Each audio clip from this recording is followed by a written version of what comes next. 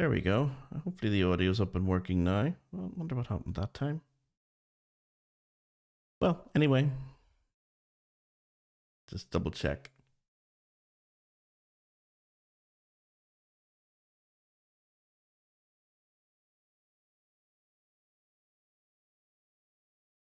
There we go. Hopefully the audio's up and working now. Well, I wonder what happened that time. Okay. Well, anyway. Okay, apologies for that, guys. I'm not sure what was going on with YouTube there, but hopefully you can hear me now. How's it going? Welcome to another Ask Me Anything session, guys. So, as usual, what I'll be doing is opening the floor, as opposed to anybody who comes and goes. So it's not as if we get hundreds and thousands of people joining this. It's just usually it's just students who pop in the odd time if they have a question about any of the courses they're on, or if not, if they're just interested in listening to other people's questions, that's fine. But if any of you guys aren't students of mine, you can ask me anything as well. This is kind of an open, almost like an open music theory, open music history, open anything sort of class. So if there is any sort of topics about music that you're learning or you're not too sure about or you need help with, do let me know.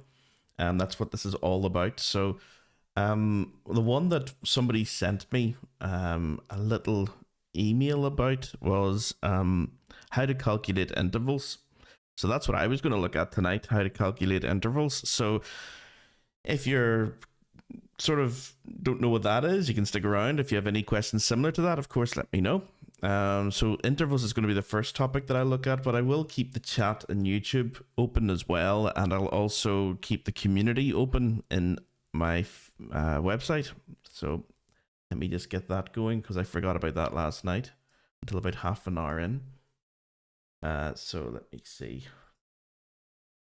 Just going to go into my website quickly. Just go to community. Just keep that open. Somebody did post. I think it was Martin who posted something about tunes or something for St. Parents' Day. Maybe.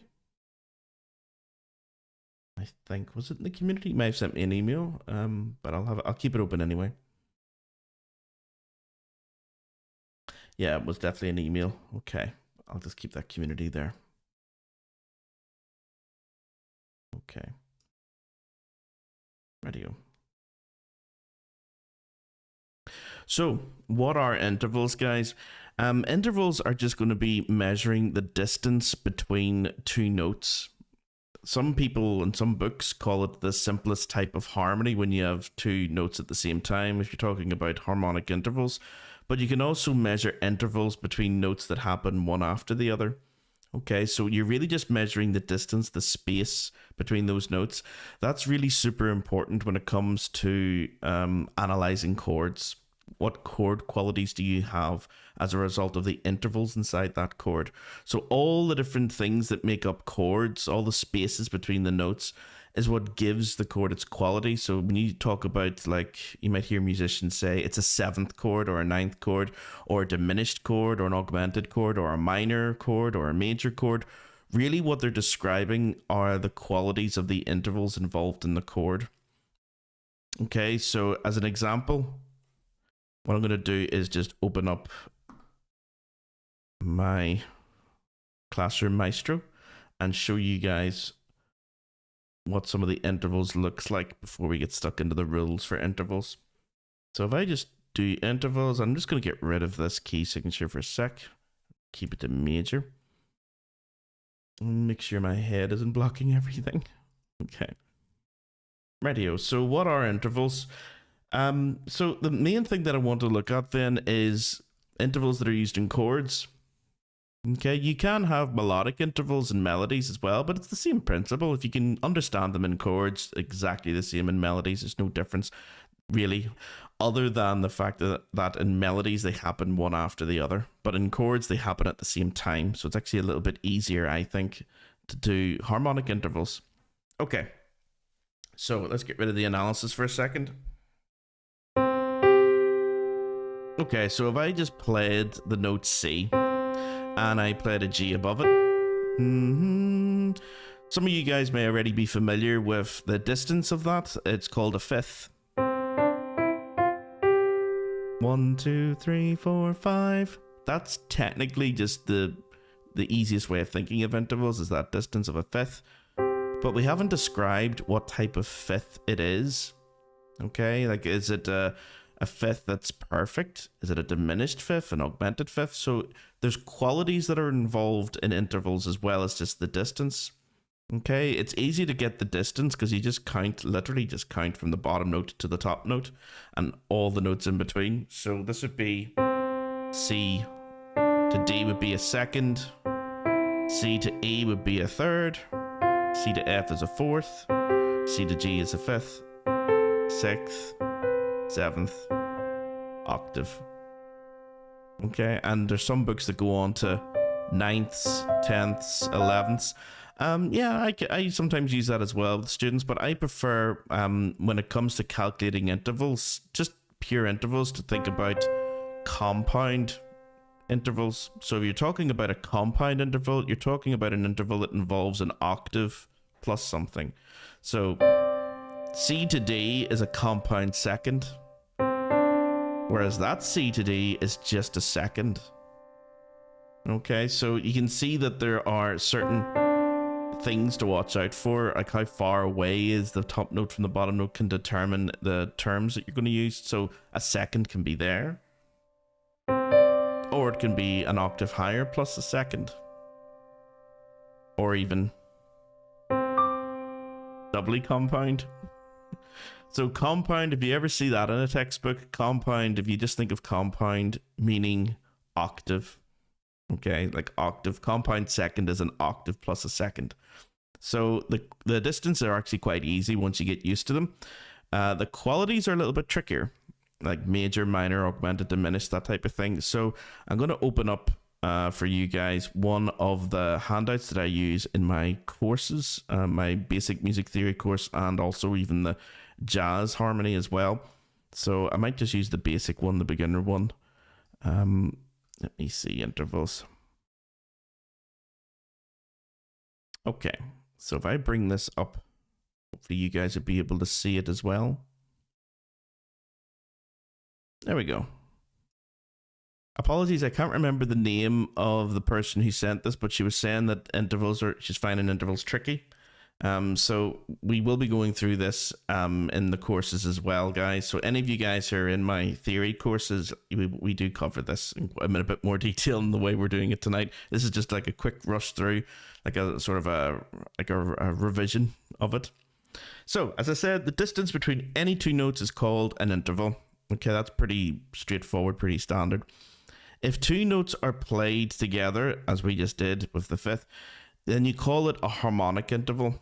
Okay, so for this example that we have here, guys, this is actually an octave between those two notes.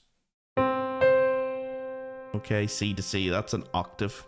Okay, so it's slightly larger than the fifth that we were using, but it's the same principle. There's no real difference. If the notes come after one another, then the distance forms a melodic interval. Again, very straightforward, guys. C to C is a melodic interval, and this C going to this C is also a melodic interval. Okay.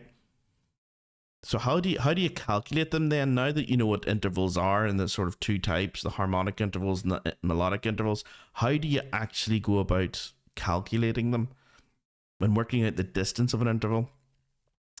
Okay, so the first thing to remember, both notes are counted when you're working it out. Okay, so that's easily missed. Just zoom in a wee sec so you guys can see. Actually, you know what? I'm going to take my head out of the way just in case I'm blocking anything. Okay, so this C is counted and it would be considered your first. Okay, so a lot of students when they're calculating intervals miss that. They'll go C to D as a first. No, C to D, if D was next door here, that would be a second. Okay, then E would be a third, F would be a fourth, G would be a fifth on that line, A would be a sixth, B would be a seventh, and we're kind of running out of space here. And then, of course, then this C would be your octave. Some books do call it an eighth. Okay, so it doesn't really matter, octave or eighth, whatever you want to think of. Just 8 is the distance. So remember to count the bottom note and the top note when you're calculating intervals. That's super important.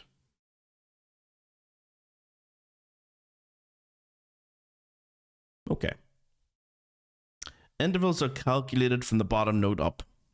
Now, that's quite easy when you're dealing with chords because you can see them, you know, they're played at the exact same time. For any of you guys who are in my advanced theory class, you know that you have to do this in orchestral scores, and it could be like bars later. You know, you're looking at the distance or the interval between, say, a double bass and a piccolo, and it could be like 5-6 bars later. It could be separated. So that would be quite a hard melodic interval to work out because you have to keep one interval in your head while you're working out the other one. So it's a little bit harder for the more advanced grades when the intervals are spread out over different instruments.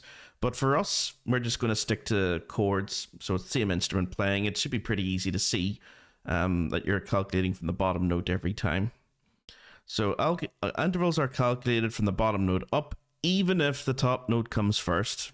Okay, so if we were working out this interval like we just did from here to here is an octave, even though this note comes first, you do not calculate downwards, you always calculate upwards.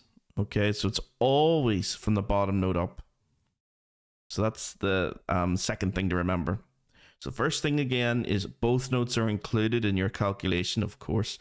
And from the bottom note up, it's always calculated from the bottom note up. Always. There's no exceptions to that.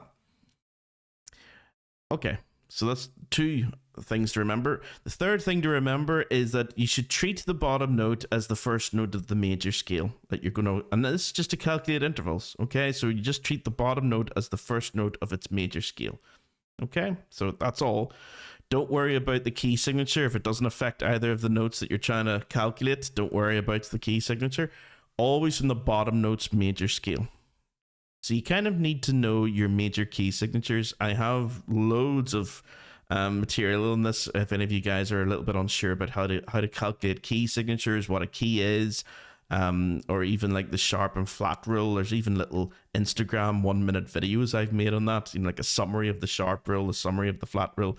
There's loads of stuff that I have for that if you need any help with that. So I'm just going to assume you guys are okay when I say things like, you know, D major has 2 sharps, F and C sharp, and G major has 1 sharp, F sharp, that type of thing. So if you're a little bit unsure, then go back and look at the material on key signatures. Okay. Or if you want me to go into that later, you can, for any of you guys who aren't in my courses and just are interested in how to work out keys. I think we actually looked at this one time a few weeks back. But yeah, if you want any more information on that, let me know. So treat the bottom note as the first note of the major scale, and then work out, does the top note belong to that bottom note's major scale? Okay, does the top note belong to the bottom note's major scale? And the nice thing is, if it does, you're going to use the same names over and over and over again. So let's do this one that we were just playing earlier, C to G. We can see here that it's a perfect fifth, but how did I get that? How did I work out that that was a perfect fifth? Well, start at the bottom note, C, count all the notes in the bottom note to the top note. So C is 1, D would be 2, E would be a third, F would be a fourth, so G is a fifth. Okay, so 1, 2, 3, 4, 5. C to G is a fifth. Don't know what type of fifth yet. We don't know the quality of the fifth, but we're going to work it out. Treat the bottom note as the first note of the major scale, so we're in the key of C major here. Even if, for example, there was an F sharp in the key signature saying that we were in, you know, G major or E minor or something, it doesn't matter. That F sharp doesn't affect either of those notes. When you calculate intervals, it's like a wee sort of insular thing that you're doing. It doesn't affect it by the outside, okay? So unless that F sharp affects either of those notes, which it doesn't, then you can just ignore it. So even if you're in the key of G major, it doesn't matter, or E minor, it doesn't matter. You're only working out in this isolated instance, does G belong to the bottom note's major scale? In this case, does G belong to the scale of C major?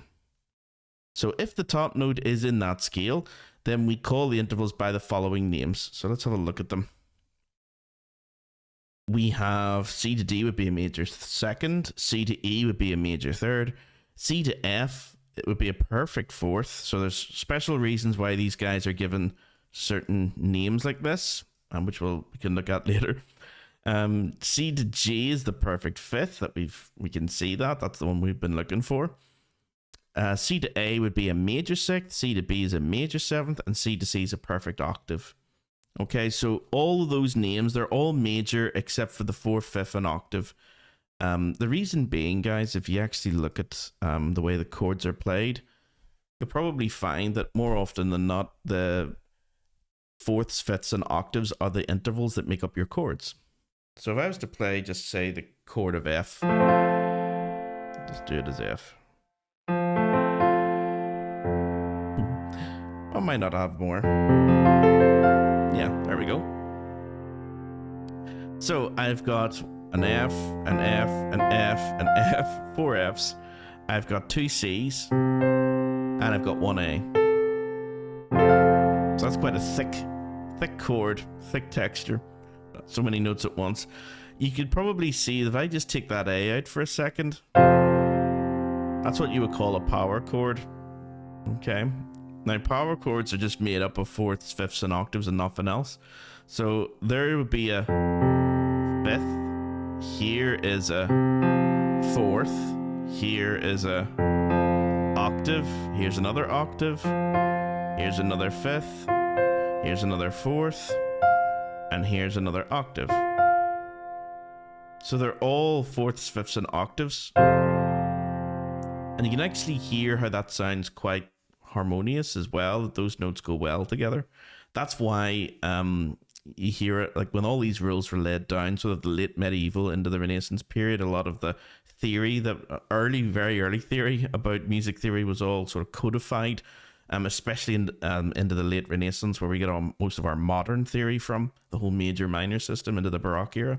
But in the medieval period, most of the harmony, for a long period of time in the medieval period, most of the harmony would have been centered around this idea of fifths and octaves. And that's why they're called perfect. The intervals are called perfect because they just form a really strong, perfect sound. So you may have heard.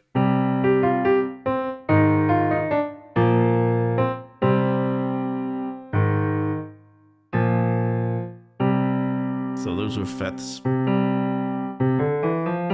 That's a fifth. That's a fifth. That's a fifth.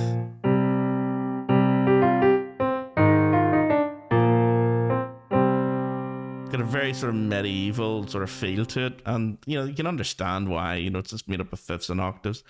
It wasn't really until like the Renaissance period that the third became almost synonymous with harmonious sound as well. So it took a long time for that E to be admitted as a consonance, as a harmonious part of the chord. I think one of the earliest composers to sort of push for that would have been John Dunstable in England at the time. Yeah. So yeah, that's part of the harmonious sound now, but we still call it a major third. It doesn't have a special name. So all of these names have been around for quite a while, and they're given special status for perfect fourths, fifths, and octaves. Those are very special. They make up your harmonies, and they have done for over 1,000 years at this stage anyway. I can't give you the exact date. You need a medieval scholar to go into this in more detail for you. Okay, so don't worry too much about the reasons, I suppose, even though I just sort of let out some of the reasons. Don't worry too much about them if they don't make sense, because you don't really need to know why. Okay, it's like learning the letters of the alphabet. You don't need to know where the letters, all those individual letters, came from. Like A, B, C, D. Nobody teaches that to primary school kids. They just teach them the alphabet, and then they use that for the rest of their lives. Same for musicians, guys. Just learn this off and use it for forever. Okay. Major seconds, thirds, sixths, and sevenths, perfect fourths, fifths, and octaves. There's also, I suppose, if you want to think of perfect unison, but remember that intervals are meant to measure the distance between these, or the space between them. But C to C is a unison. There isn't any, it's the same note twice. So I have seen some books that call it, a perfect one, a perfect unison. it's rare to see that. The only time you would ever really need to work that out if it's like C to C sharp, if you're working out that interval, and that's the only time where C to C flat or something, which is a bit awkward. So I wouldn't worry too much about the unison. It's not really an interval until you start affecting it anyway. But all the others you're going to come in contact with quite a bit. Okay, if the top note is not part of the bottom note's major scale, you have one extra step to do, and this is the last step for working out intervals, the very last one, but it's an extra wee thing to memorize. So say, for example, it wasn't C to G. Say I had taken that top note and made it G sharp, raising that top note, you know, a semitone away from the bottom note, so making the interval actually bigger by a semitone. Well, if you make your interval bigger by a semitone, any interval bigger by a semitone, it becomes what we call augmented. Okay, so that would be an augmented fifth if I put a G sharp in there. It's pretty bad looking sharp, but there you go. Okay, so that's augmented. If I lower it, if I put a G flat in instead, I've made the interval smaller by a semitone. Therefore, we call it diminished. Okay, so perfect intervals are quite special that way. They can either be augmented if you raise them or diminished if you lower them. And if you don't touch them, they're just perfect. Okay. It's not exactly the same for all these major intervals. Say we were trying to calculate C to A sharp. That would be an augmented sixth, yeah. But when you lower it, it's a minor sixth. So it doesn't go straight to diminished. You'd have to lower it twice. Like the so-called double flats that we've ran into those a few times. Or maybe it was double sharps. That time when we were explaining it a few weeks back, why do some keys have double sharps? Yeah, the double flats, if you lower something twice, then yeah, a major interval, if you have to lower it twice, it becomes diminished. So you'll often see that with double flats, but you don't, it doesn't have to be double. Remember, you're always calculating from the bottom note's major scale. So say we were raising notes and lowering notes, raising the bottom and lowering the top, you can make that easily quite diminished very quickly. So it's not always the top note that's affected. Okay, so if you raise the bottom note, it also makes the interval smaller. So say, for example, go back to C to G, if I had made that C a C sharp, okay, so I've taken the bottom note and raised it. I've made the space between those two notes smaller. Therefore, that perfect fifth becomes a diminished fifth by raising the bottom note. So don't always think of sharps as making something augmented. Yeah, most of the time you'd probably be right if it affects the top note. Yeah, C to G sharp is an augmented fifth, but C sharp to G is a diminished fifth, because you've made the distance between the two intervals smaller. Okay, so remember that. That's important. Some students find it tricky if they're measuring from the bottom note and then the bottom note's like D sharp or something. There is no such key as D sharp major. There's E flat major. It's in harmonic equivalent, but there's no D sharp major. So what I say to students in that case, if you were measuring, say, from, we'll do it here. If I was saying, what is this interval, like D sharp to, let's do an awkward one, or just D sharp to G, keep it simple.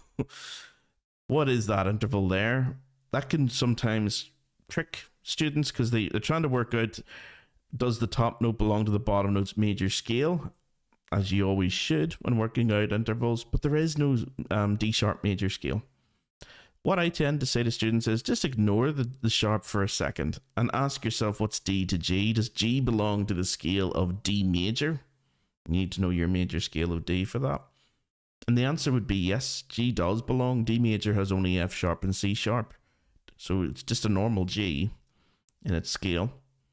That would be a perfect fourth if it was just D to G. But I've taken the bottom note and I've raised it. Okay, so it's now D sharp. So I've made the interval smaller. So that's now a diminished fourth between those notes. Okay, so it can be a bit tricky, guys, when you're doing this for the first time, but It's definitely worth getting the hang of, because if you're trying to work out like it's a chord major or minor, very basic to start with, major or minor chords, you'll know from hearing them, you know, if one sounds happier or more confident or brighter, the other sounds, you know, more depressing, sad, or darker. But what happens if you're just looking at it in a piece of music, or you don't know what type of chord to play in the key that you're in? If someone says we're in the key of G major and you're trying to play all the chords in the key of G, which ones are major, which ones are minor? You can't just go through all of them while you're playing with somebody. You've got to sort of know what the chords are in advance. So this is where this theory comes in. Knowing your intervals can really help you understand all of those chords, and the most complicated ones like jazz and blues chords as well. Okay. Right, just to recap that then. So start from the bottom note. Number one, always start from the bottom, going up. Count all the notes from the bottom note to the top note, including the bottom note and the top note. That's number two. Treat the bottom note as the first note of the major scale. That's number three. And ask yourself, does the top note belong to that bottom note's major scale? That's number four. If it does, happy days. Then you just use these terms. If it doesn't, then you've got to remember this little box here.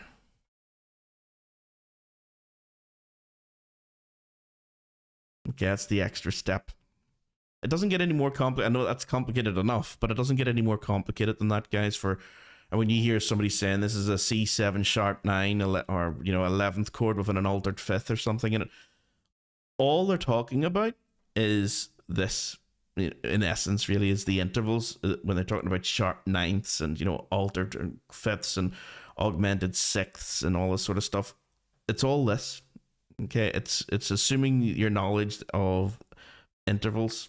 Okay, it takes a bit of practice, but it hasn't changed in a long time. So once you learn it, once you've got it down, and it can only take you a while to learn it, then, you know, maybe a week or two, like, you know, to really sort of come to grips with it, then that's it forever. Every piece of music you'll ever heard will be easily analyzable. That's a word. Easily analyzed if you understand your intervals. So when I'm sort of teaching music theory to students, this would be the second thing I would teach them. The first thing I would teach them would be the flat and sharp rule. They need to know their major scales and key signatures first, because this question here, number 4, if the top note, or even number 4, if the top note is in that scale, then we call the intervals by the following names. How do you know if the top note belongs to the bottom note's major scale? You need to know those first. So you need to know your sharp rule and your flat rule. We did go over this before. It is in some of my Instagram shorts or reels, whatever. But if you're interested in that, I can go over that again at some stage. Just type in the comments if you want me to go over like the sharp rule and the flat rule. And if you're okay with that, then you need to move on to intervals, what we just did here. Okay, because once you understand intervals, the next step is chords and harmony. And once you understand the chords and harmony, then there's not really much else, you know, when it comes to playing, obviously, a chordal instrument, piano accompaniment, bouzouki accompaniment, guitar accompaniment, whatever it is. The rest of it's just all going to be musicianship, and, you know, increasing your musicianship and your ability to play different time signatures and rhythms and different techniques and stuff. That just comes from years of practice that you have to learn that. But the theory side of it, once you've got to the harmony and the sort of more advanced harmony, like 7th, 9th, 11th, and 13th, that's it. There's not much more you can go after that, except into the sort of more avant-garde music of the 20th century, where it starts getting really unusual. So yeah, do have a wee look-see at calculating intervals, because it's going to save you so much time understanding chords like 7th, 9th, 11th, and 13th and things. Okay, there's a couple of weird ones that we've got here. Examples of calculating intervals. Start at the bottom note, F. Count all the notes from the bottom note to the top note. So F would be 1, G would be 2, A would be 3, and B would be a 4th. So we know it's some type of 4th. We don't know what type of fourth yet, but we do know it's a fourth. The bottom note is the first note of the scale of F major this time. So all the ones we did in the previous page were in C major. This one's in F. Does the bottom note belong to the, or does the bottom note's the first note of the major scale, but does the top note belong to that bottom note's major scale? No. From knowing your keys and scales, you should already know that F major has a B flat in its key signature. So F to B is not part of the F major scale. F to B flat would have been a perfect fourth because B flat does belong to the major scale of F. But F to B is one semitone more. It's bigger. So we call this an augmented fourth. Okay, we've taken what was a perfect fourth, F to B flat, and we've raised it by just making it F to B natural. So what does this mean? It means that you shouldn't just be looking and calculating intervals and just assuming that flats are always going to be minor or diminished intervals and that naturals and sharps are always going to be perfect or augmented. Yeah, like there's F to B flat is the perfect fourth because B flat is part of the bottom note's major scale. It's part of F major. Okay, so don't just assume that sharps always go augmented and flats always go diminished or minor. It doesn't work that way. You've got to take each interval on its own terms. So that would be, if we analyze it interval wise, perfect fourth. Okay, so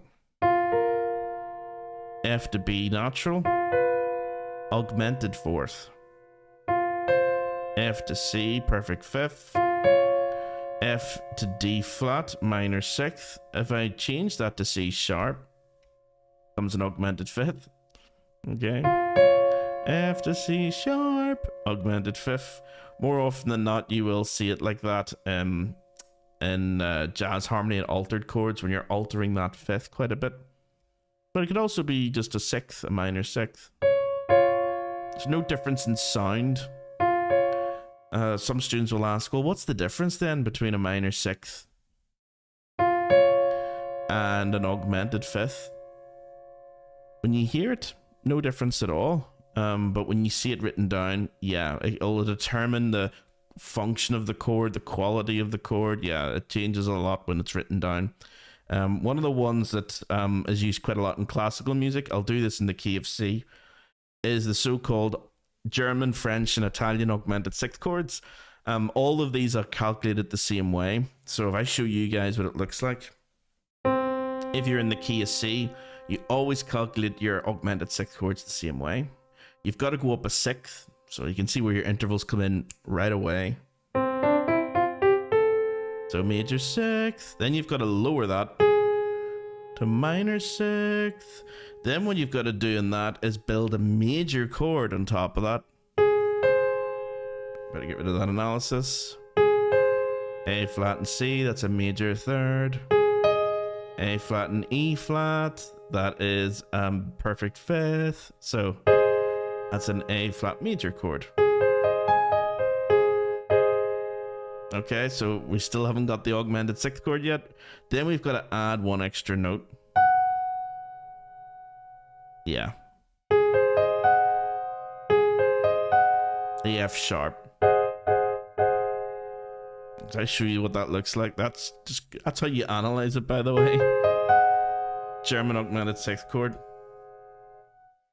Okay, so it's analyzed literally GER. Oof, that's one of the most advanced chords that we use. That really that sort of pops up. I think it's grade 8 theory. ABRSM grade 8. I think it may say that or grade 7. I think it's grade 8 and grade 7's other chords, like secondary dominance and stuff. But yeah, for this one, you've got your major third. So I'm just going to put capital M and 3 next to that. You've got your perfect fifth between A flat and E flat. How do I know all this? Well, I know the scale of A flat major, you see. I know the sharp and flat rules for all of the major keys. So I know that E flat belongs. And A flat to F would have been a major sixth, but it's A flat to F sharp, which makes it an augmented sixth. And that's where it gets its name. This is called the German augmented sixth chord. You can have Italian, you can have French as well, but they're all pretty much the same. In terms of, there's only a couple of notes difference between all three of them, but they all have that sort of quality of an augmented sixth. So how did I find that chord again? Recap that. Go from your bottom note, your C, your tonic, I should say. Go up to your 6. Get rid of this for a second. Then make it flat. Build a major chord on top of that. A flat, C, E flat, and then add the augmented sixth from that A flat. This is an F sharp. So in the key of C major, this chord exists. It's a chromatic chord because it has all of these flats and sharps and stuff. But yeah, it still exists in the key of C major. So not every chord in a major key is just going to be a simple little, you know, straightforward little chord. Some advanced pieces of music in the key of C have quite very advanced harmony. And this is one of the more advanced chords, the augmented sixth chord. If you don't understand the intervals you see, you will never get any of that. You won't know what a sixth above C is to calculate it, first of all. Then you won't know what A flat is going to be if you go down, you know, a minor second, or, you know, maybe if you think of it as a minor sixth up from C, it's another way of thinking of it. Then you won't know what a major third is or what a perfect fifth is to get your major chord, your A flat major chord. So you won't know what an A flat major chord is unless you understand intervals. And you won't know you definitely won't be able to calculate what an augmented sixth chord or an augmented sixth is above that. So there's so many things there, guys. There's like, you know, knowing what the minor sixth is, knowing what the major third and perfect fifth is, knowing what that's a major chord, and then knowing what an augmented sixth is on top of that. It's about 4, maybe 5 intervals that you have to calculate. After a while, when you become sort of familiar with these chords, you don't really have to calculate them. You know, it's like driving your car. After a while, it just becomes sort of, you know, repetitive motor skills. It's the same with this. It just becomes something you're used to.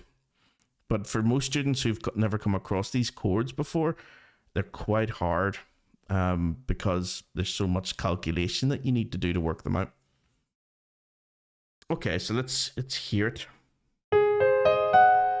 Where does it go? It usually goes to chord 1 or C or chord 5 or something. Oh. So if we're in the key of C major, and the good thing is it's the same chord in C minor, so let's do C minor this time.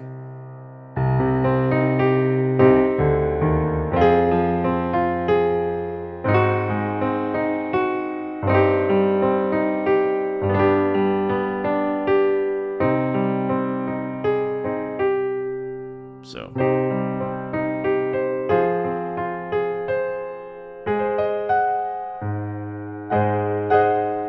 there it is.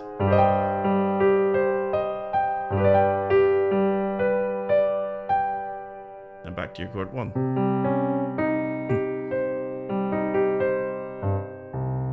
I have to bring my keyboard out. It's under my desk. There we go. Okay, if I bring back the analysis, you'll see what chords I'm playing in the C minor. I'll bring up the key signature of C minor as well. Chord 1. Chord 4. German augmented sixth. 1 second inversion. 5. Let's change the analysis so you can actually see the chords that I'm using. C minor, F minor, German augmented sixth, that's the special one, C minor over G, ordinary G, and then back to C minor. So you will not know what you mean when you say major or minor or augmented sixth chord unless you understand intervals. And you won't be able to get intervals unless you understand your sharp and flat rule. That's where I always start with music theory, is sharp and flat rule. It's the same for grade 1 students as it is for grade 5, as it is for grade 8. You need to know your major rules, your sharp and flat rules. That will get you your intervals, and then intervals will get you the ability to calculate your chords. And then once you understand your chords, then you can move on to the more advanced things like augmented sixth chords, Neapolitan chords, secondary dominant chords. Like there's so many beautiful chromatic chords. One of the ones I was showing students, one of my students actually was doing this in Queen's University. Wanted to know a bit about secondary dominance, and the piece that I used to sort of describe it to him is Queen. I hopefully won't get a copyright strike for I won't be singing it. So if we're in the key of F.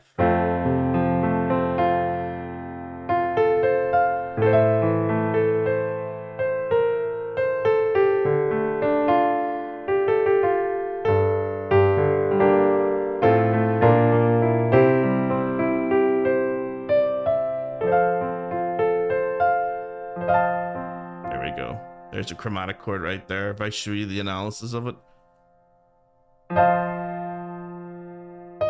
He doesn't belong. If I take him out, it's just an ordinary F major chord, chord 1 in the key of F. But as soon as I add these chromatic notes to these chords, you're not going to know what a seventh is, you know, what a minor seventh does, until you actually understand intervals.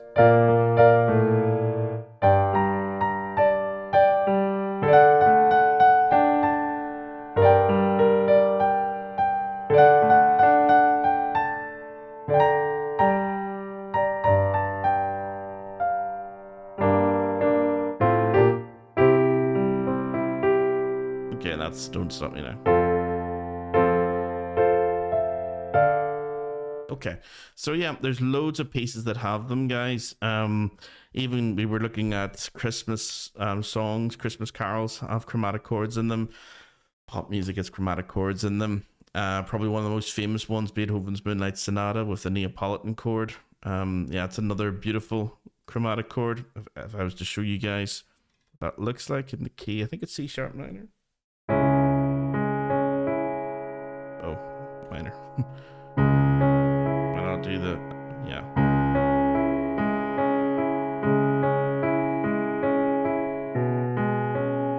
What does that do? Oh, C sharp minor 7 over B.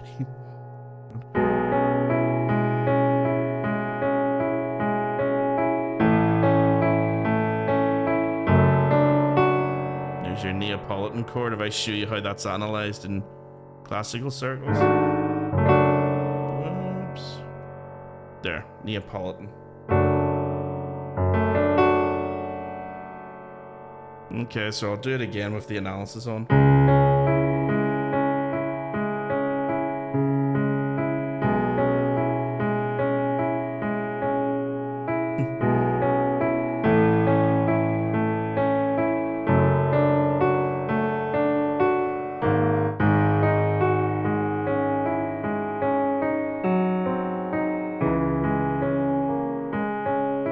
That's the same music that they were using in Star Trek. That's the one I say to students. If you hear the soundtrack to the latest Star Trek films, that's one of the chord progressions they use, except I think everything's up a semitone. But it's like...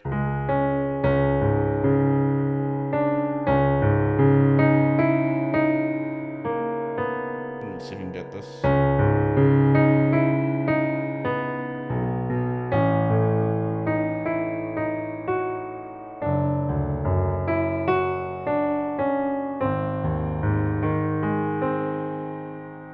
So that's the soundtrack to I can't play it for you guys because it'll be copyrighted. So it is in the Star Trek films as well. So maybe the composer for the latest Star Trek films wanted to use the same chord progression from Beethoven's Moonlight Sonata because, you know, the Moonlight Sonata, it's all to do with space and stars and solar system and everything.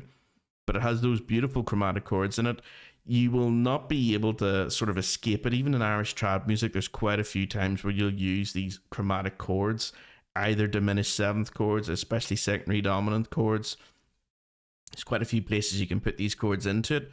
So it's really, I think, worthwhile being able to go in to your intervals and understand them well, because it really helps you understand the whole idea of chords. it's like trying to learn to read without, you know, knowing the letters of the alphabet. Sure, you can learn every individual word and their sounds and how, you know, but knowing the letters themselves and how they make up the words, it makes life a lot easier. Of course, over time you begin to see patterns a lot faster and you don't have to spell out every single word.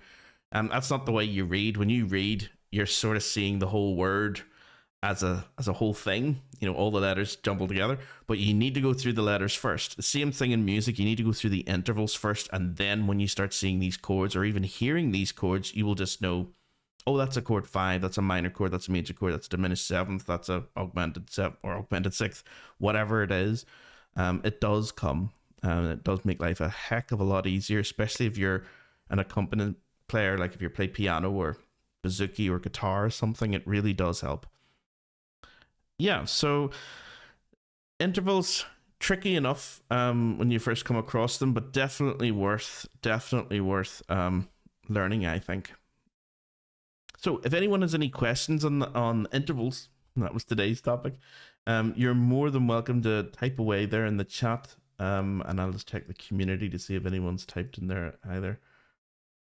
Oh, I better check out the email I think that Martin sent as well. Yeah, so any questions there, guys, work away. And just while you guys are doing that, I'll just set up the next thing I want to do. Let me see.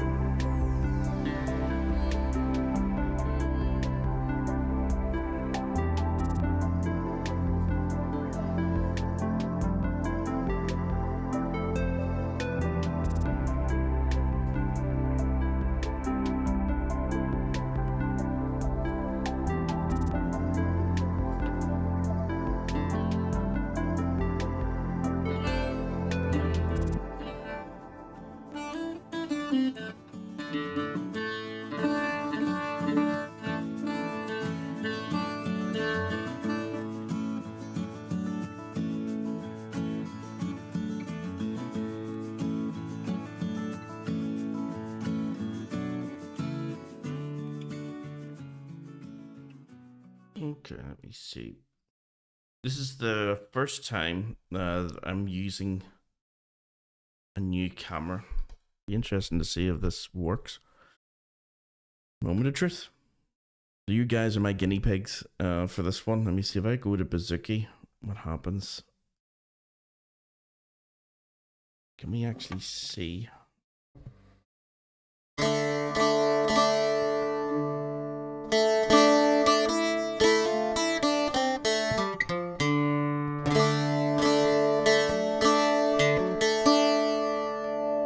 See what that sounds like. 2 seconds.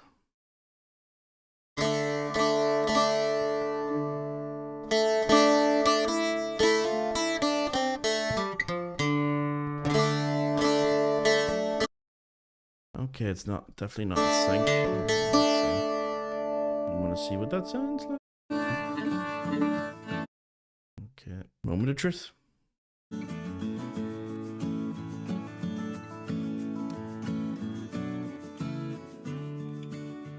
Okay, let me see. Just 2 seconds, guys. Let me see. This is the first time I'm using a new camera. Be interesting to see if this works. Moment of truth. So you guys are my guinea pigs for this one. Let me see if I go to Bouzouki, what happens. Can we actually see?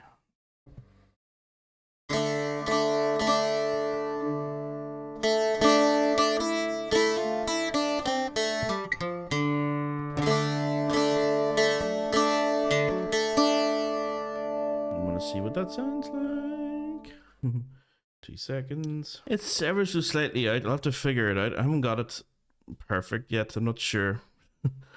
You know, is it probably going to be, I get this right in my head, that the video is later, so I have to delay the audio maybe a bit more. But I think I've got it. I'll have to check.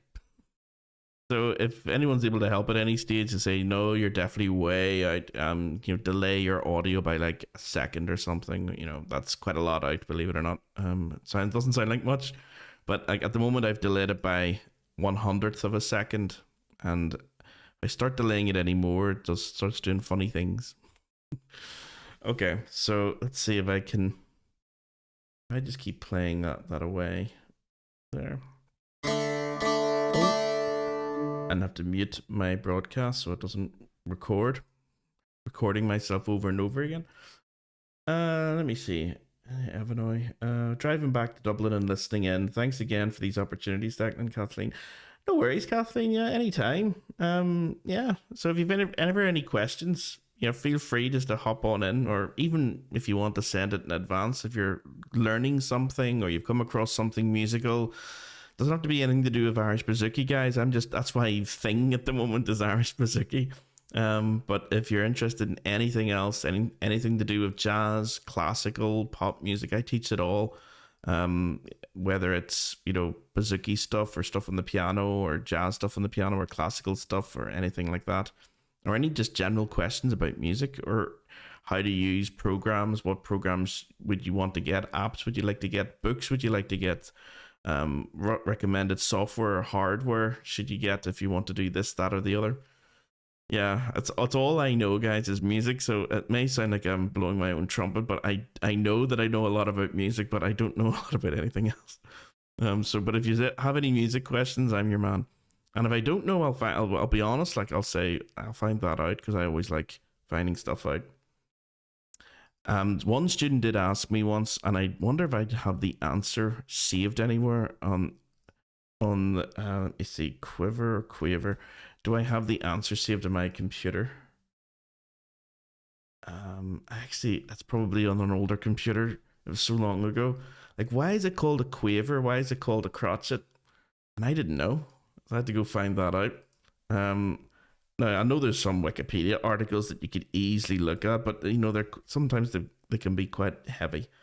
For little questions like that, you're just looking for, you know, a couple of little paragraphs of something you could easily summarize. But I had all that ready to go at one stage. How far back does it go? Oh my goodness. 2015. Yeah. Okay. Well, I won't try and look out for it. It was a 2015 question. Over 10 years ago, someone asked that. So yeah, as I say, I'll be honest. If I don't know, I don't know.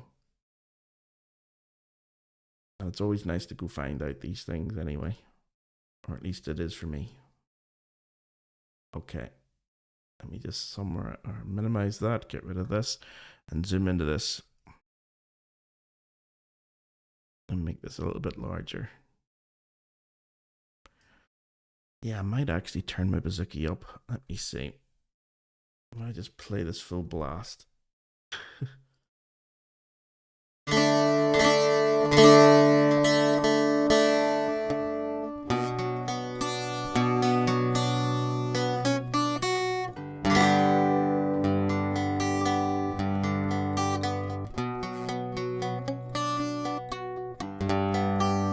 Christy, that was what I was learning today. It was a Christy Moore song.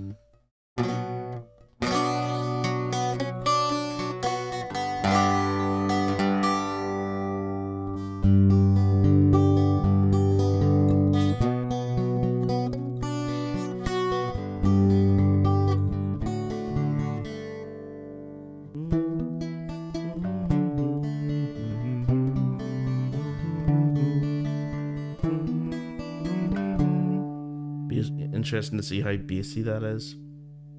Let me see. I just put this up to full blast.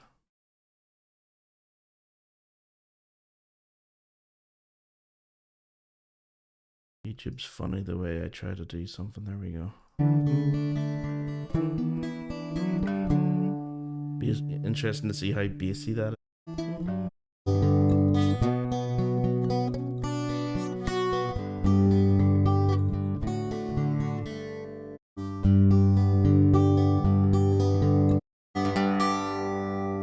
Definitely bassier when I pluck it. There's me there. That's what I'm looking at. I'm just gonna go back a wee bit. Let me see.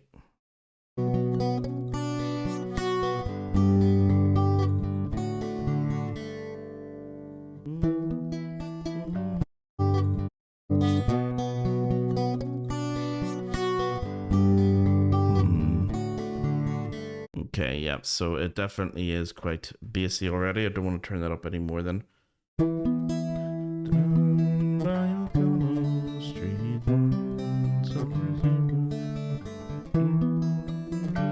Trying to get the chords to that.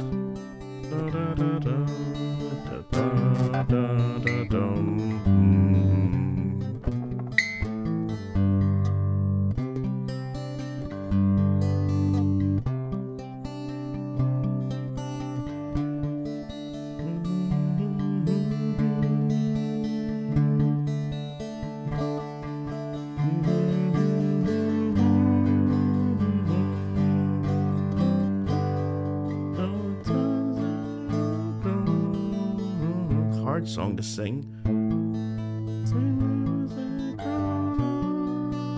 Very high for me, but I can't go any lower. Call me her darling, man. It's a heck of a range, as you can see why Christy Moore's a great singer, because some of his songs as well are really hard to sing along to.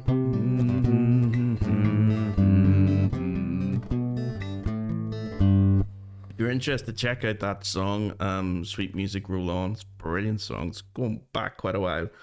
I think the early 80s, 84, 85 or something like that. But I'm trying to learn the chord progressions to it. I've tried doing it loads of different ways as well. I'm sort of getting into the song phase on the Bouzouki, but I want to get back to the jigs and reels. And after a couple of more tunes, actually, I think a couple more airs and things. Okay, let's have a look at this one. This is for the guys later. Now that sounds.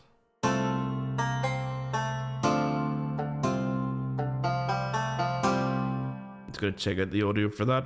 You guys tonight are my audio guinea pigs. All because I've got new everything in. I'm just checking it all out just to be sure that it actually works. tunes actually, I think. So let's have a look at this one. This is for the guys later. Now that sounds.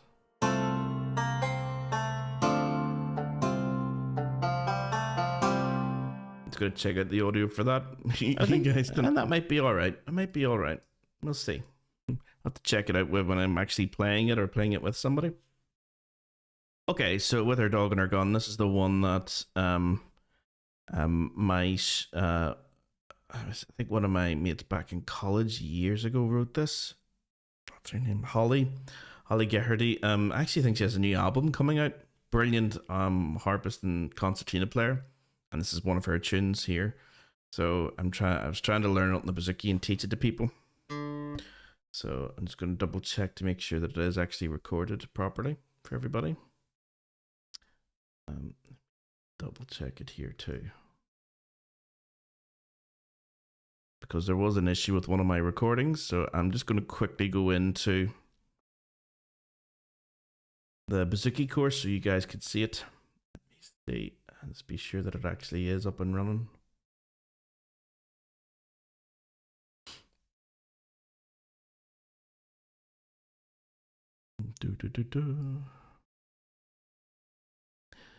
Should be down here somewhere. Radio. Okay, yeah, it's still to upload. It's taking its time. Radio, that'll be the next one then. Lord and Shaquin is done. And the next one then is this, I think, if I just go back into my documents here. Just to be sure. So, Bouzouki, part 4. Yeah, Lord and Shaquin. Dark Island is actually next. Okay, so this is, I'm getting ahead of myself. This is not for tonight then. This is for next week. Okay, so Dark Island. Okay, let me see. I think that was somebody requested that actually, so that's probably why I haven't.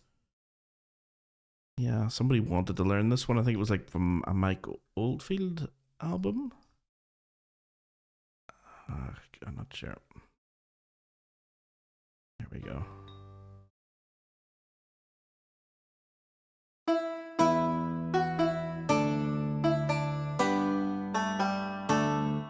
Yeah, I probably need new strings to do this justice.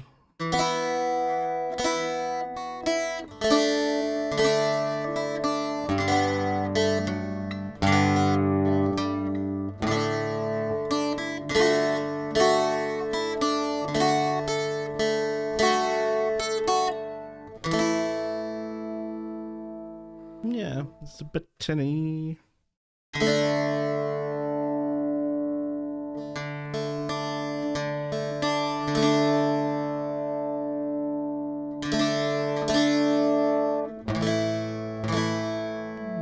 Okay, yep, that's the one we're going to be doing tonight then. Dark Island. I just want to make sure that I've actually got the right recording for everybody.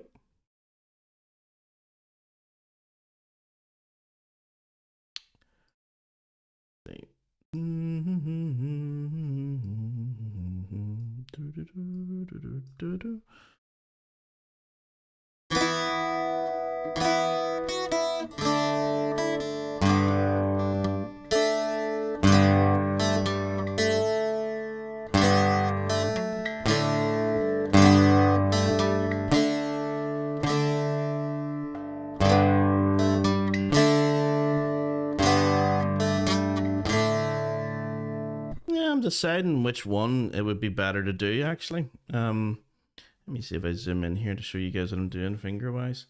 Yeah, barring for that first thing. Well, it's not really barring, it's not the whole way across, it's only for the top 3. Yeah, that's my sort of lazy E minor is like just holding down the first, second, and third courses on the bouzouki. That's what so here's your first, second, and third. Yeah, you could tell by looking at that image, guys. Oh my god, like how much this compared the string from here to here. Yeah, I really do need to change these strings as a per third, maybe even all of them actually. Yeah, I might change all of them for next week. Yeah, everything's a wee bit battered looking.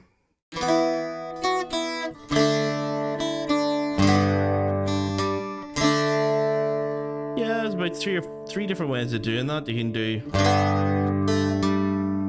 and then just use your thumb to dampen. You have to dampen that fourth. Otherwise, it will just keep resonating. It just doesn't sound as good. Yeah, we tap will do it. That's why I keep my thumb to sort of dampen the fourth course whenever I need to. Or even when I hold down the chord itself, or even invert it. Hold down the second fret on that fourth course. There's, yeah, a couple of different ways of doing that. Da da dum do do do dum.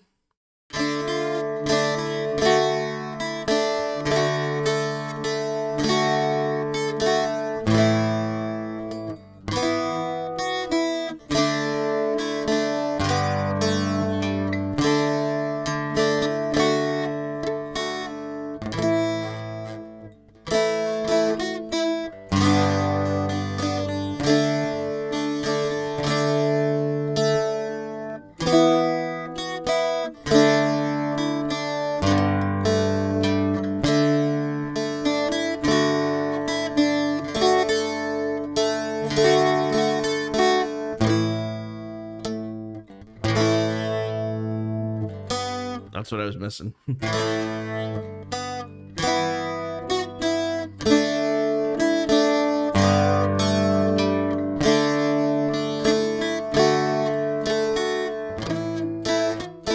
That's a hard one. Holding down all three. Hit that da da dum.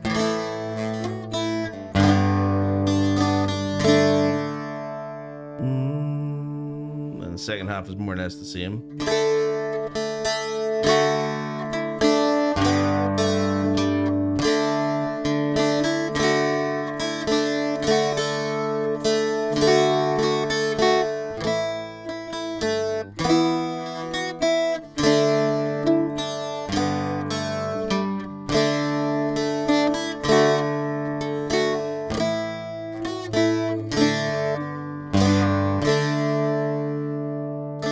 It's a nice wee air, I think. Yeah, so it's not too bad. In fact, if I go back to sharing my screen, it's one of these songs that you can see I've highlighted in red here, where this line here is exactly the same as this line here. So it's kind of nice when you get that in trap music, you hear the same thing, you know, repeated exactly. Because once you've learned it one way, it's the same the next time around. And I think, is there any relationship? I'm not sure if there's any relationship between the first two lines at the start, but here, or maybe even here, the rhythm's slightly different. Here it says, yeah, but everything from here to here is also going to be the same, really, except for that one little rhythmic idea. All that's the same as all of this. So this is why it's easy to spot, you know, tunes that I could teach to beginners, bouzouki players, if they're able to sort of learn just a couple of things. They've got a whole tune. It's kind of, this is going to be a nice one, I think, for beginners especially. Maybe a little bit simplistic for any intermediate students out there. You know, you might be able to pick this up yourself just by ear. Especially advanced students, you should be able to do this by ear. Intermediate students, it might just take a bit of, you know, thinking of chords and positions and inversions and stuff. But for beginner students, this is perfect. Really nice one. So if you're thinking about learning the bouzouki, this is a good tune to start. Dark Island. You can make it as interesting as you like after you've learned it.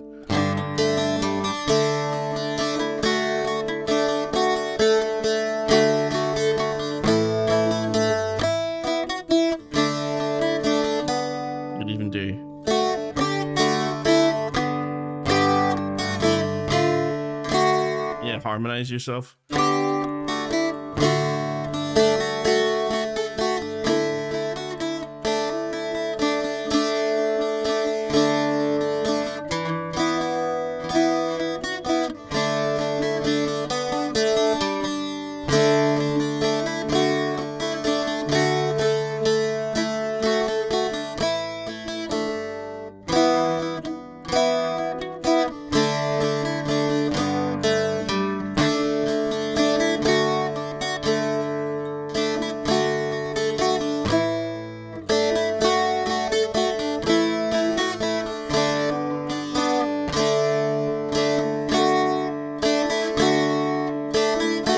Yeah, it's probably better sliding up to that.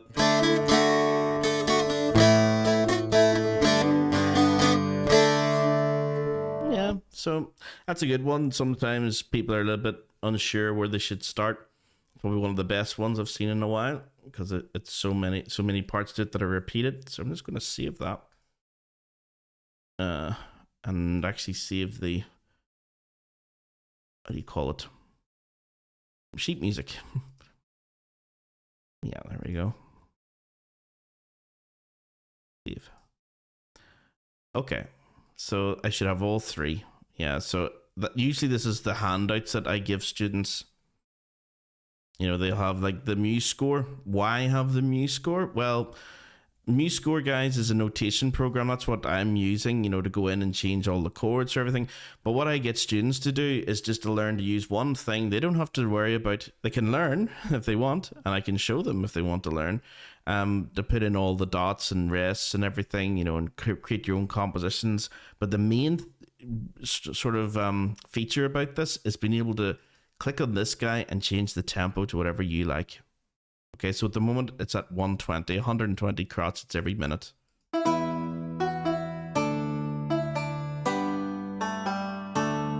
Now, if you want to, if I was learning that, I would cut that in half to see what it's like.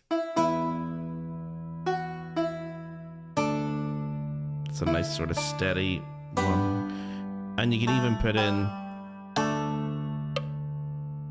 metronome sounds to keep you nice and in time.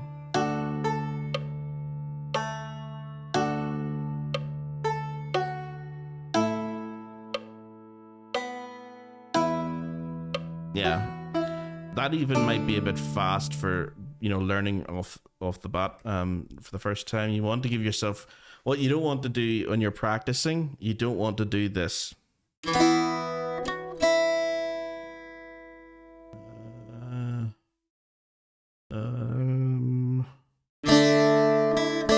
That's the worst way to practice, okay? So if you find that you're pausing, looking for notes or chords, or when you're singing, you're looking for words, whatever, you're stopping, you're actually practicing the stop, and you're telling your brain to stop here, and then next time comes around, you find that it's much easier to stop there because you've already told your brain to do it once. And then after a while, after maybe a couple of dozen times doing that, you find it's a really hard area to push on from because you've practiced stopping. And that's really hard to get out of that habit once you've sort of started it. So don't practice stopping. If you find yourself beginning to stop, you need to slow the whole tempo down for everything. Just don't speed up in the easy parts and then slow down in the hard parts. Slow everything down. In fact, you shouldn't be practicing the easy parts anyway. You should be focusing your practice on the harder parts. So if you find the first 2 bars hard, then slow it down to a speed in which you do not need to think, or you don't have to think anymore about what the next chord is. You know how to get to it quick enough. So it could be this speed.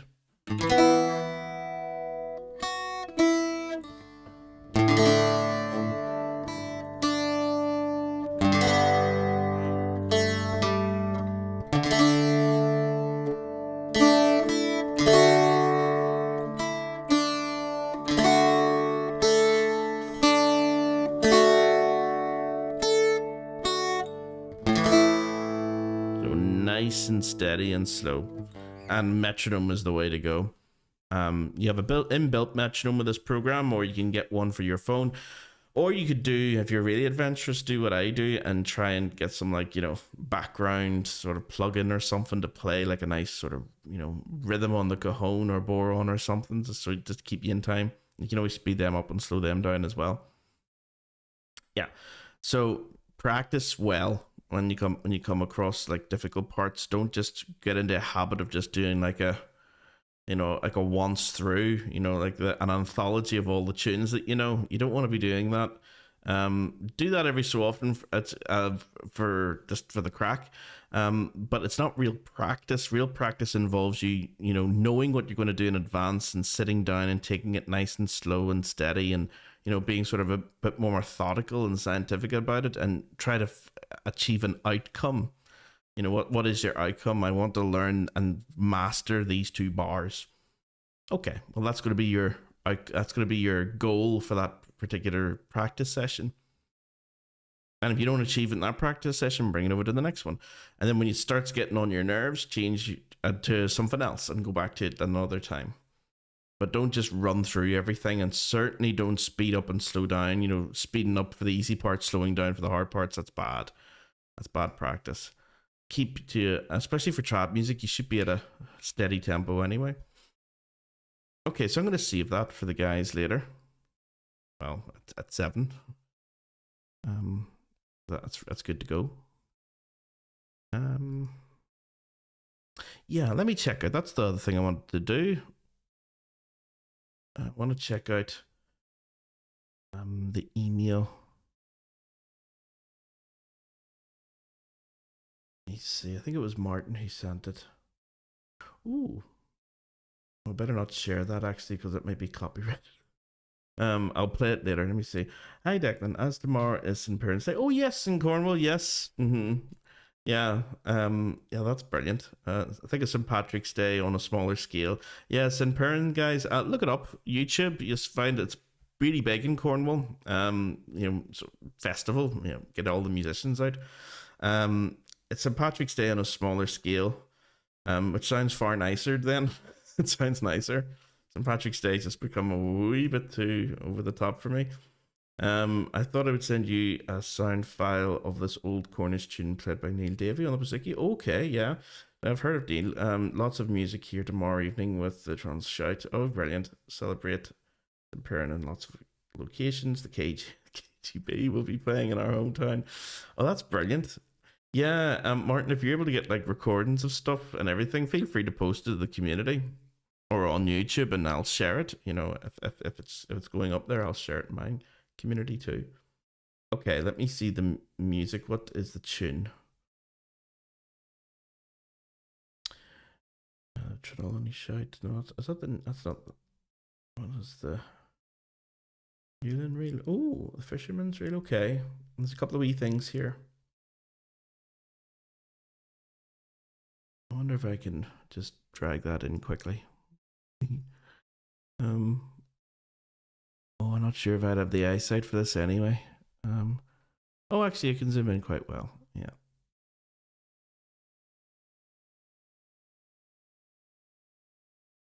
Okay, what is this tune? One of the oldest pieces collected with words in Cornish dating from... Is that...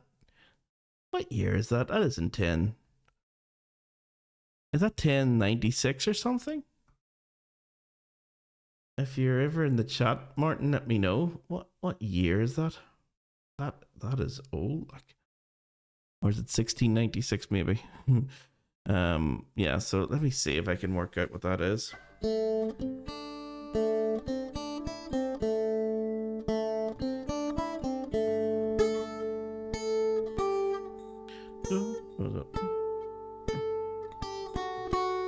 Oh, it's on F sharps.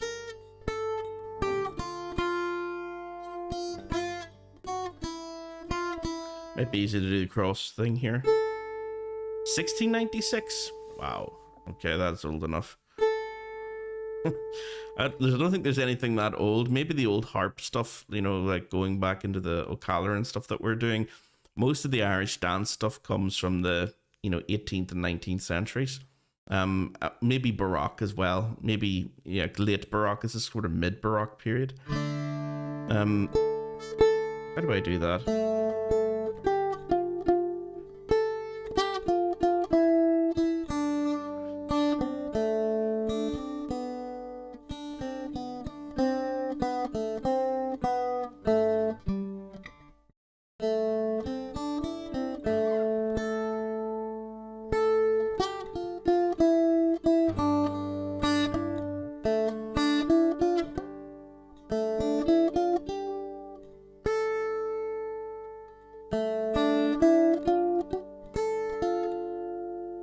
am I going to do that fingering? I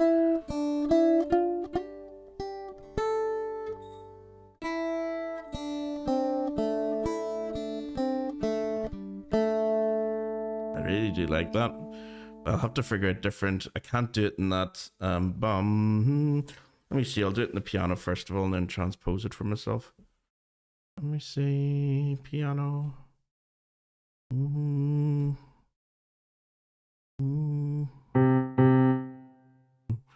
Rid of all those sharps.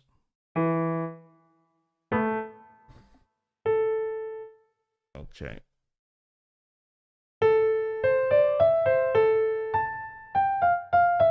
Oh, that's the wrong rhythm, isn't it?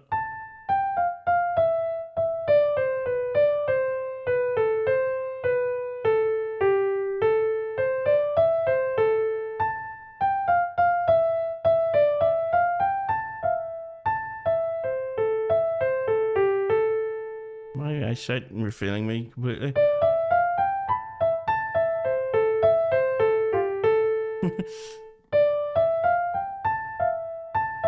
I think that is an E.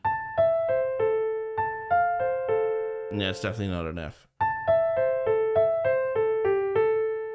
Okay. So let me see if I put that up down. Ba ba ba ba bum. Oh, you've got the sound file. Yes. Let me see. Dum da da da. Is it okay if I play it here, Martin? It's not copyrighted or anything. I'm not going to get into trouble. Is that okay? Oh, well, I have your attention, guys. I'm going to search on YouTube for the St. Parents' Day. Just in case any of you guys are interested as well to learn a wee bit more of the history behind everything. Oh, that's good. That looks like a nice video. I'm going to put this in the chat.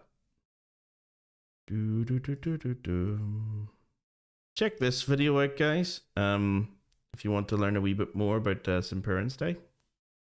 Yeah. Sound file. Let me check out. So, is it okay, Martin, then that I use the sound file? There isn't any issue with let me see, download M4A.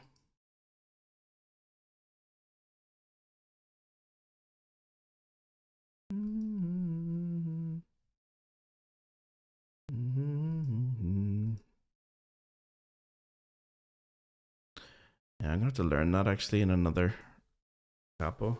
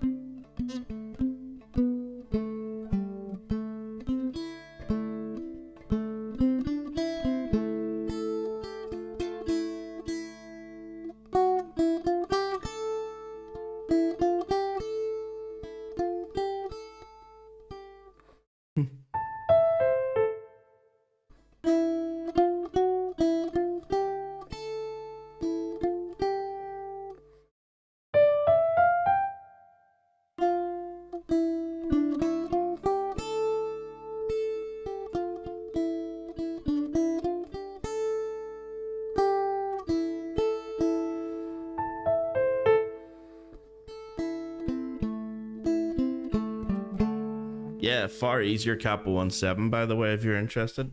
I'm gonna teach. This is brilliant. I love this. This was my dream, setting up this course of you guys and setting up like the community and everything is for me to learn. I'm getting free music lesson. So you guys think, oh, it's very nice he's doing all this on YouTube. It's like, it's completely self-centered, lads. You know, it's I want to learn your cultures and your tunes as well. So like, if you have anything, there's anybody out there from, you know, any other sort of culture, Celtic or other cultures at all that you think I could learn, it would sound nice in the Bouzouki or, you know, piano or whatever, and you have tunes that you want me to learn, or especially to teach other people, let me know. This is what it's all about. This is it. This is music for me. This is 1,000 times better than a session as well, because I would never come across this in a session unless I was in Cornwall at the exact time somebody was playing it. So yeah, this is great. Let's see. I'm going to add that. This is never ending. This is all the stuff that's added to the, well, it's coming up to the library, guys. I keep adding more and more. I don't even know where Coppers and Brasses is going anymore. So still at Dark Island, and 1, 2, 3, 4, 5. I haven't even got Lakes of Pontchartrain and Johnny Michael John and Sunnybanks done yet. And now I have another thing to add. So what I'll do actually is I'll add this in after the Shetland ones, because that'll be kind of nice. So this would be then number 14. Let me see. Delkiow Sevy. Is it Delkiow Sevy? I'm not sure. Okay, so just have to rename this so nothing gets lost. These are the ones that I had planned to go over, you see, but I keep pushing them back because you guys are coming up with nicer stuff. So 15, where happened to 15? There you are. And I have no idea where Coppers and Brasses is going.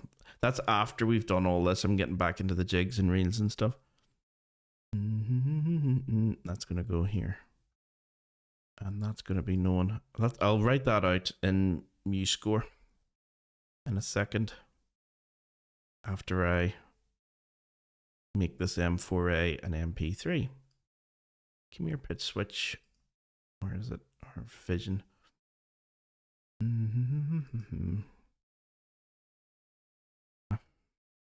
Select desktop. There we go. And get rid of all of this. And bring this in. Convert. Okay.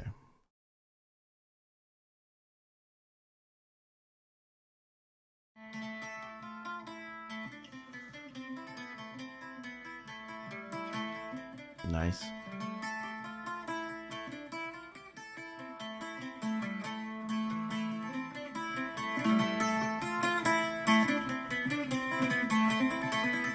Oh, nice ornaments, yeah.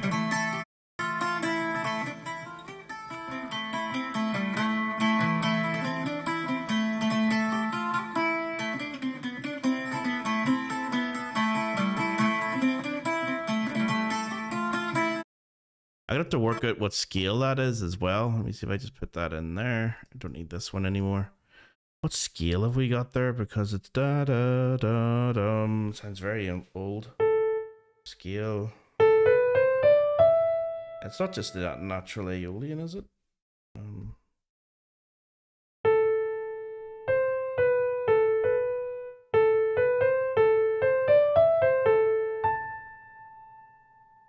Yeah. Oh.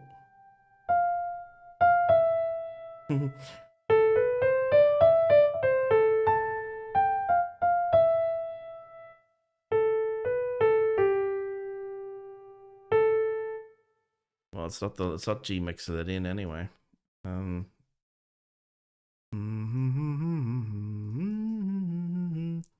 Okay. Let's notate this fella so I don't forget.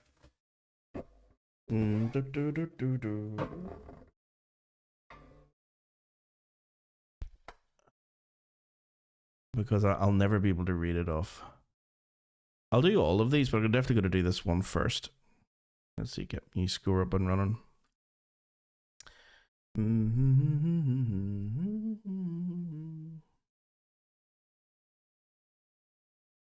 am I looking for? Keyboards. Banjo. The closest I can get to Bouzouki sound in this thing. No, you know what I'll do? I'll build it up from the ground up. I'll do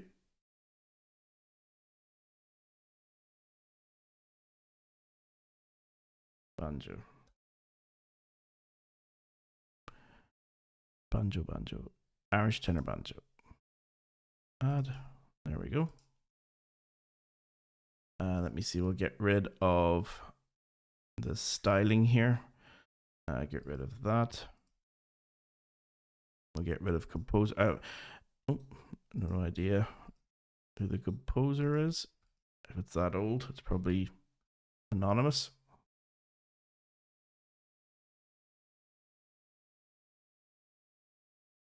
I don't see any composer attached to it. Okay, let me see. Delkiow, yeah, Sevy, Sevy, and I'm just going to keep it then. Well, I'll put it into 2/2 because it does actually, yeah, be like a 1, 2, 1, 2.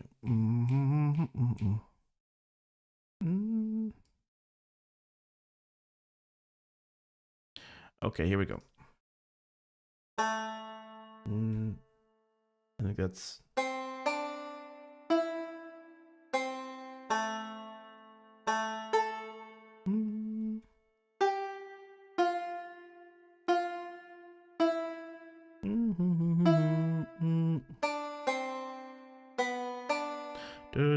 That's the unusual part there. Da da da da dum.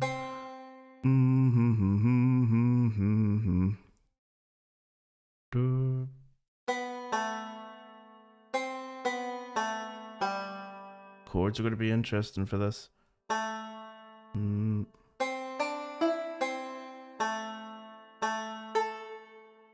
Where's my G?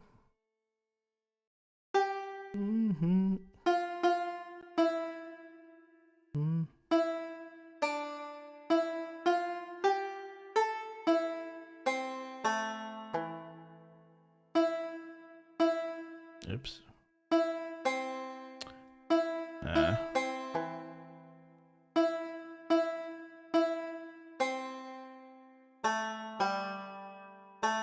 Okay, that should be it, shouldn't it? Okay, I don't need anything else. Delete all this for a second. It'll be a wee bit spacey. Let me just I want to bring this system a wee bit closer. If I can remember how to do that. Somewhere in style, spacing. Is it the factor for the distance below the bracket? No. Distance between systems? Yes. When I bring this down, what happens? Yeah, it comes a lot closer. There we go. There we go. Okay. It's much easier to deal with. So 1, 2, 1, 2, 3, 4. 1, 2, 3, 4. So yeah, it is neat. It doesn't feel like balanced phrasing, it just might be the syncopation. Got to be a wee bit faster than that. 1, do, do, do, do, do, do.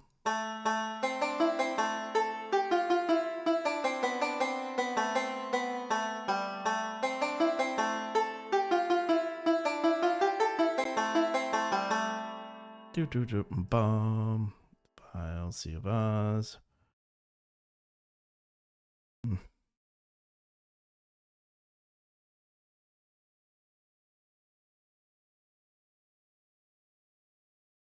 That's going to go in here, and here. Nope, and here, and here. Part 4, way down. 10 in there. Okay. Now for me, easiest thing for this is capo 1/7, wasn't it? Capo 1/7. Do, do, do, do. Need to add a tab to this guy. I'm just going to minimize this picture just for a second. Why is that still there? Don't need him. There we go. Get rid of this. Get rid of this. It sounds more unusual, let's go.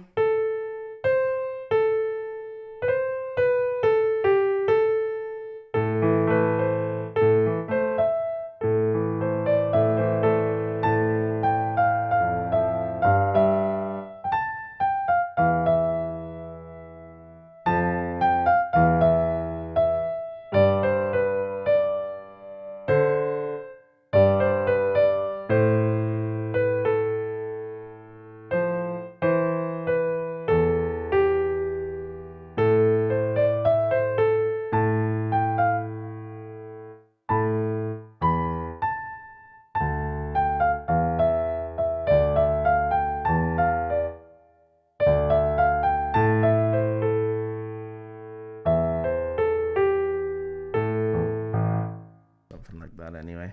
I'll think of nicer chords when I play it.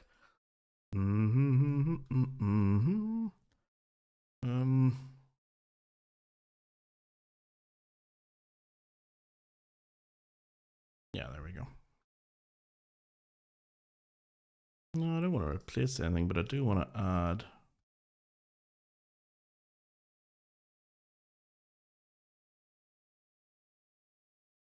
Yeah, create a link stave. There we go. Okay, that's the second stave, but that is not what I want. I want something that's a wee bit more. Yeah, that. And I want it higher. Up here. And I want that to be here. Okay, so what strings do we have here? Let me see if we go in again. Oh, if we sometimes forget what they do. So G, D, A, E. Yeah, it's G, D, A, E. And do we even want that? No. Okay, so we're going to change edit string. And if I put that G up 7 frets, 1, 2, 3, 4, 5, 6, 7. And I put that D up 7 frets, 1, 2, 3, 4, 5, 6, 7.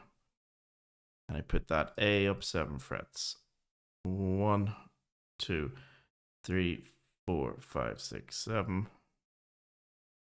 So it should be D, A, E, A, I'm assuming then. So A, 4? No, so that would have been D and then up 7 frets. 1, 2, 3, 4, 5, 6. Yeah, A4. Okay, what does that look like when I apply that? Yeah, that's what I wanted. So with capo on 7, you see, this is now the A that you're going to look at. When you put the capo, you have to put the capo on 7 though. And you can see actually why that works a lot more than the other one. If I just undo that. Yeah, do you see the way there's lots of 5, 3, 1, 1, 0, 0, 5, 3, 2, 5, 3, 2, 0, 3, 2, 0, 5. There's a couple of zeros down here, but there's more often than not, it isn't using open strings. Whereas when you put it this way, like right off the bat, you've got 1, 2, 3 open strings, 1, 2, 3 open strings. None for that bar, interestingly, but it's, well, the last one actually. It's all just scale, like another one there. There's more here, there's more here. Lots of open strings here. That's a tricky part to do. And you want as many open strings as possible. So that's why sometimes adding the capo can really make life so much easier to play the actual tune. It's exactly the same pitches, but it's just played in a different part of the instrument.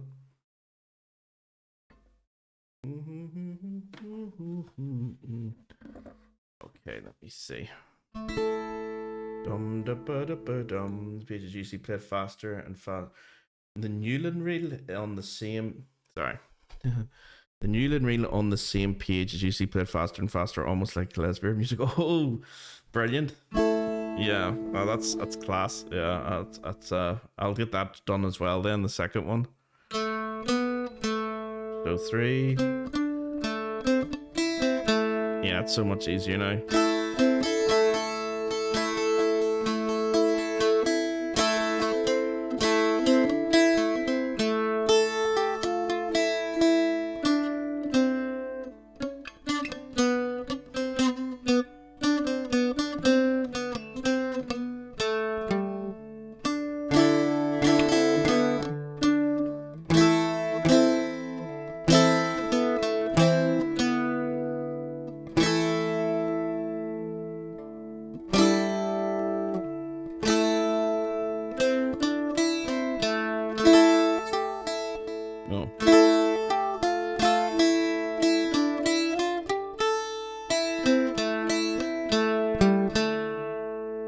Yeah, it's going to be a nice one to learn. I'll have to learn that myself before I teach everybody else. But I'll put it up on the website so at least or on the course, so at least everyone is able to download it and have a go at learning it themselves. Before I put it in a video. I know I'm nowhere near the speed, but remember what I said earlier, take it nice and slow until you get it.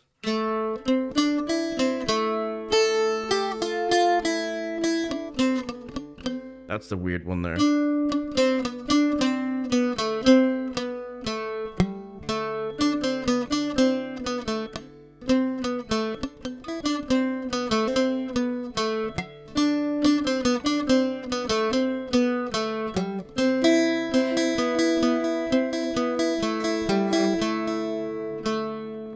Yeah, I'll be listening to the audio as well to see where he put all those little ornaments in. Yeah, that's a lovely tune. That's going to sound nice in this.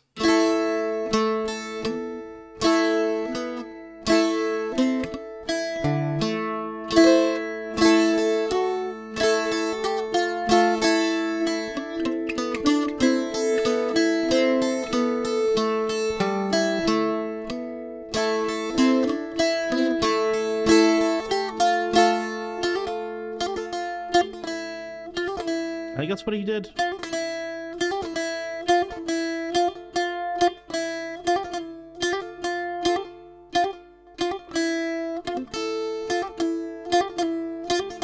think it was that. I'll show you guys that ornament that I'm doing there. Bouzouki and zoom in.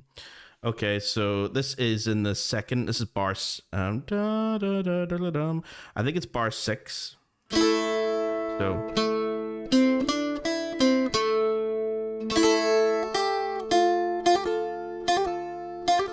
Looks like a hammer on.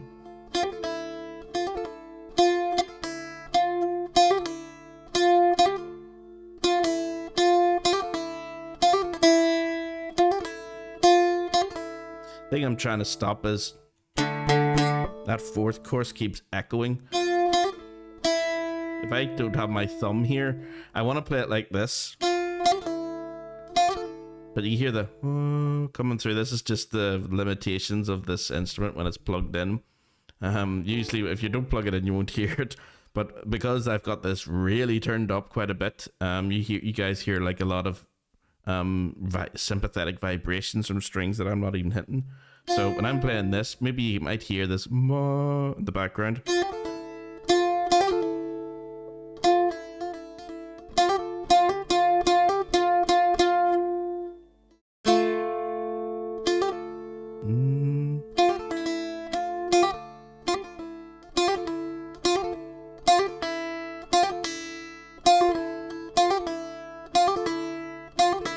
Lovely wee ornament. So what you're doing is you're playing that normal 2nd course on that 1st fret above the capo where it's on. This is capo 1/7 at the moment, and you're hitting that, and then hammer on, hammer off, well, pull off, and you're pulling off twice. You're pulling that off and that off, so it's.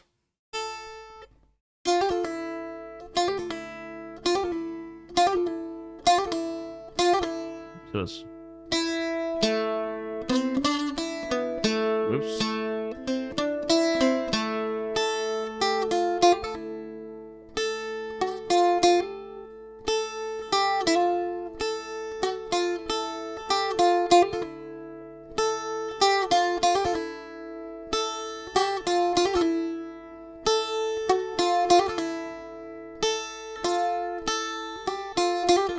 There we go. If I keep my thumb there, it won't echo.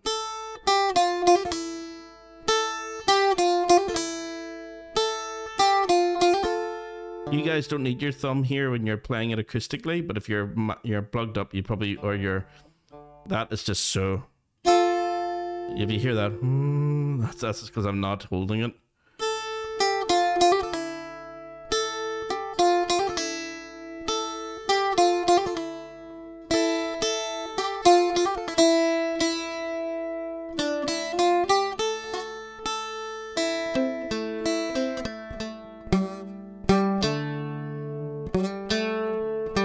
Might slide that up. Yeah. Yeah, that might actually be nicer if I go back to the desktop view here. Might be nicer to have that here. Da da da dum. So let me just make sure there aren't any other sort of changes I need to make. Let's make this a wee bit larger. There we go. I'm going to get rid of my head so I'm not blocking it. There we go. Okay.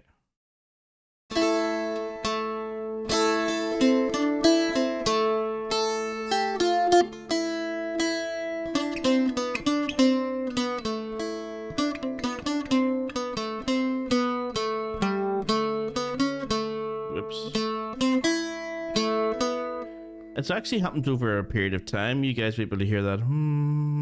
So if I just play it without holding the thumb down, you'll hear the get louder.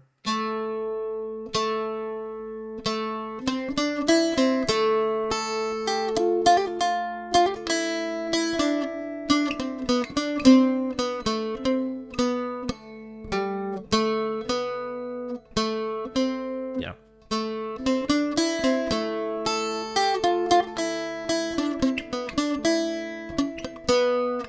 Oh.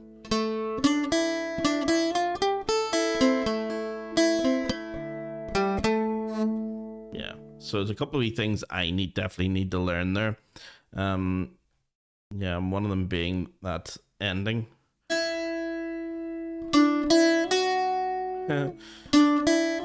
Very rare playing this sort of minor.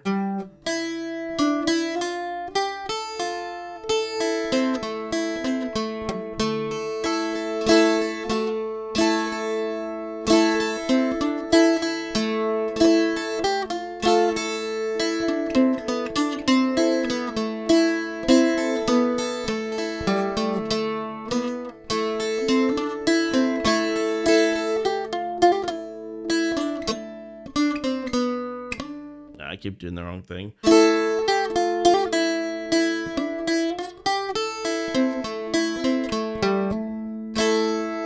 Yeah. Okay. 2 seconds to figure out why I'm so pale on this camera, and then the other camera it's normal. So let me see if I could fix that for you guys, because that looks a wee bit weird. It looks like I'm a ghost over here. So white, and then normal over here. Yeah, so that is definitely very white looking. Okay, let me see if I can do this with yeah, now suddenly I'm just going to keep a hand here just to see if I can fix this. Let me see, image, make the temperature a wee bit brighter than that. There we go.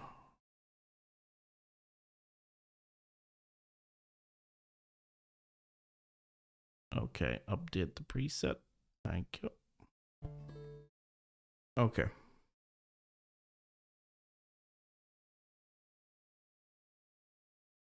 Let's go back. Yeah, it's not as bad. It's still, I suppose, it would be out of. I'm Irish, like, so I have to be very sort of pale. Never see any sun.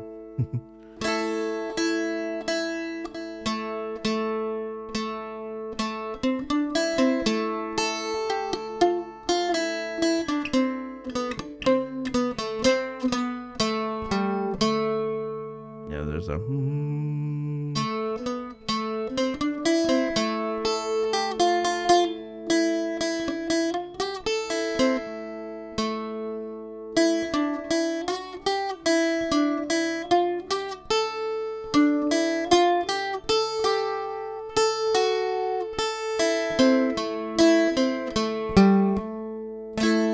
Okay, so I was just getting the idea for back and forth for my up and down beats are going to be.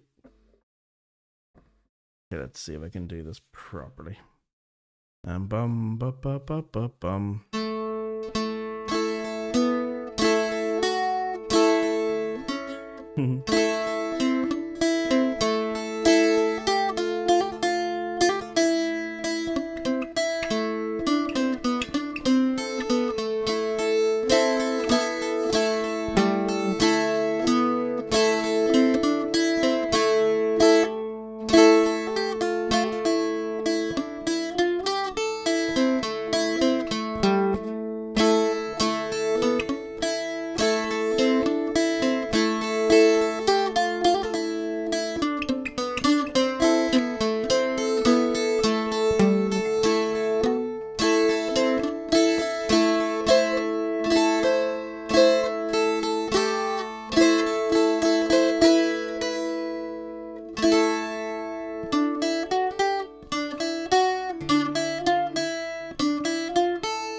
have to get out of the habit of playing major.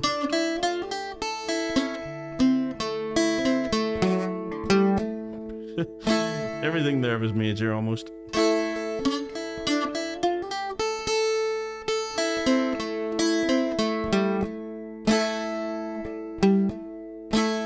really like that actually. It's the chords that I need to know now.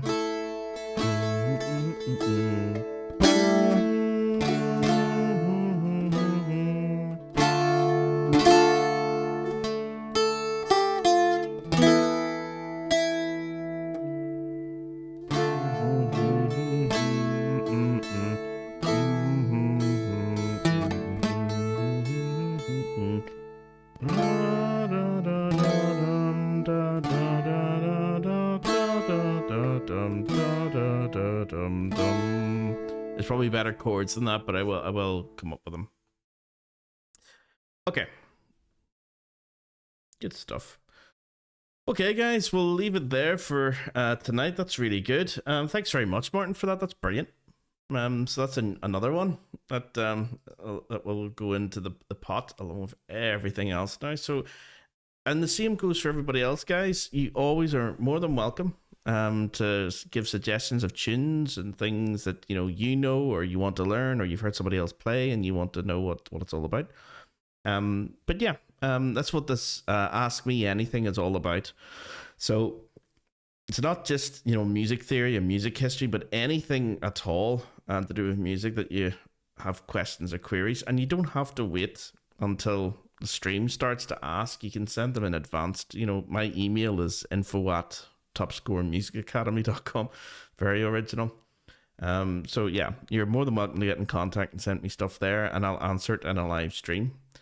Yeah, so every single Wednesday, guys, from 5, and it's probably not going to be as long as this as the time goes on. It's 5 to 7 at the moment. It's probably going to be more like 5 to half 6, as we sort of get into the habit of doing these and nailing these down, and I'm not having to update my audio every 2 seconds.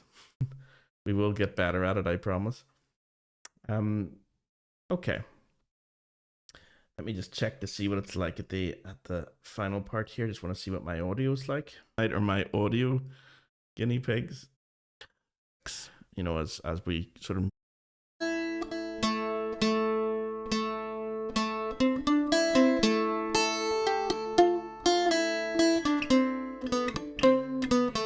hitting. So when I'm playing this, yeah, my goodness, it's very white looking there, guys. Sorry that looked so weird for a while. Hopefully that's fixed it at least a little. That doesn't look like I've just dipped my right hand into a carton of milk. Need to go outside and touch grass a bit more. Thank God the spring's coming. Okay, we'll leave it there, guys, and I'll see you again next week. And for anyone who's in the Bouzouki class, I'll see you in 2 minutes. Okay, so take it easy, guys. Thanks for coming. See you next time.